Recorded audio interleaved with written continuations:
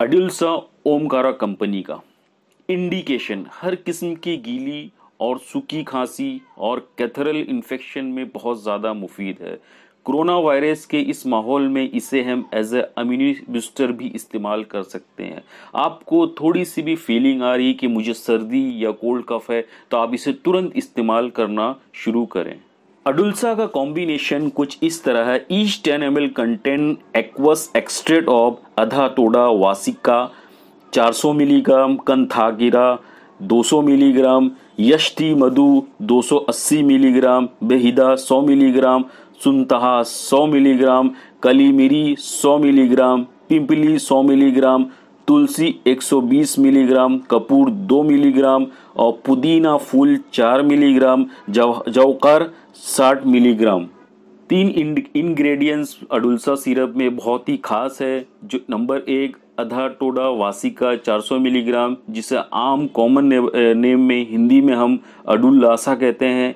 ये best bronchitis है, tuberculosis में और लंग्स के ब्रोंकोली डिसऑर्डर में बहुत ही खास फायदेमंद है। दूसरा है कंथाकरी, बहुत ही अहम है कोल्ड कफ, अस्थमा और रिस्पिरेटरी कंडीशन में। हिंदी में इसे कथाई, कथाली या रिंगनी भी कहते हैं। तीसरा जो अहम कंटेन है यष्टि मधु, जो रिस्पिरेटरी और डाइजेस्टिव सिस्टम के लिए बहुत ही अहम काम करता है।